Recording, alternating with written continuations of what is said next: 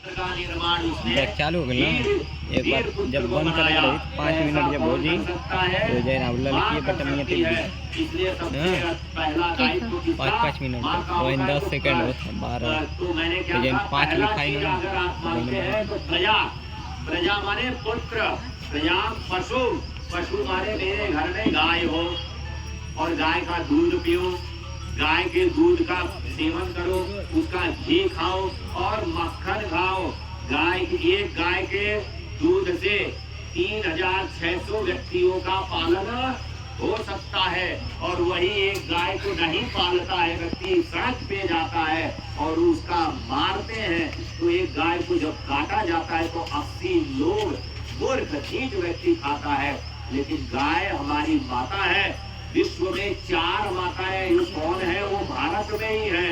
एक भारत माता, एक कौन माता है, वे परमात्मा माता, भारत माता, वेद माता और गौ माता, ये सारी माताएं हमारे लिए पैदा की है। और हमारी जननी माता 5 माताएं जो है इस संसार में भारत में ही है और कहीं माता नहीं कहा जाता है।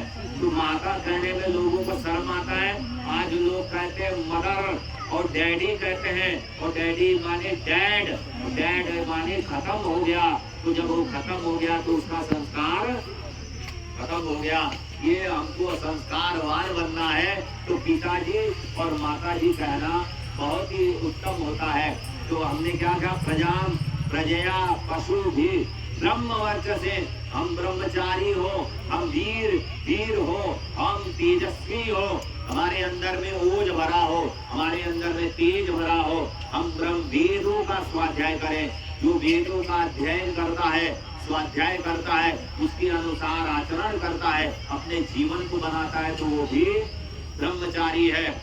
जो जगत में त्याग पूर्वक भोग करता है वो भी ब्रह्मचारी है। क्योंकि ब्रह्म माने वेद, ब्रह्म माने परमात्मा, ब्रह्म माने वेद, ब्रह्म माने जगत, ब्रह्म माने वीर। ऐसा जो व्यक्ति है जो परमात्मा को त्याग पूर्वक भोग करता है, परमात्मा को जानता हो कि परमात्मा न्यायकारी है, ऐसा व्यक्ति भी ब्रह्मचारी होता है। इस तरीके से हमको कार्य करना है।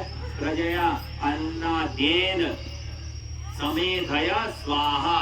हमारे घर में अन्न कैसा हो, सात्विक अन्न हो। राजसिक अन्न, तामसी अन्न का मैं सेवन न करो और अन्न का सेवन करूं तो सात्विक अन्न का सेवन करते हुए अपने जीवन को उत्तम बना दो।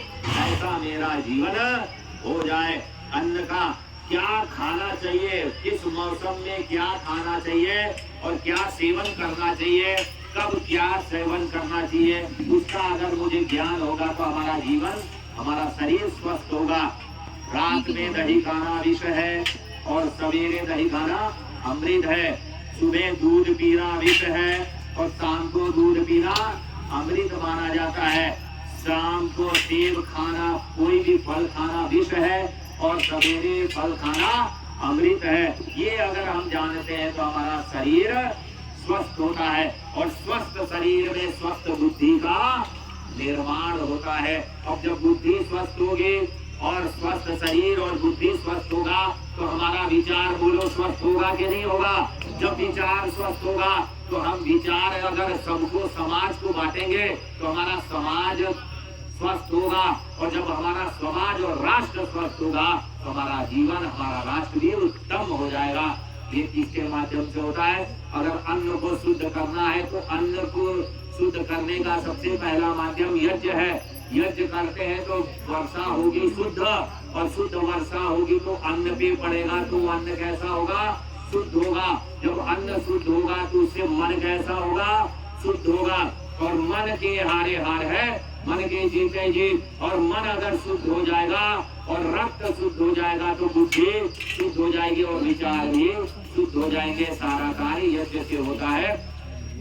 अन्नाजेन समेधय, समेधा माने जानते हैं। अब आप देखिएगा, लकड़ी यानी चिता में जो रखी जाती है उसको कहते हैं लकड़ी।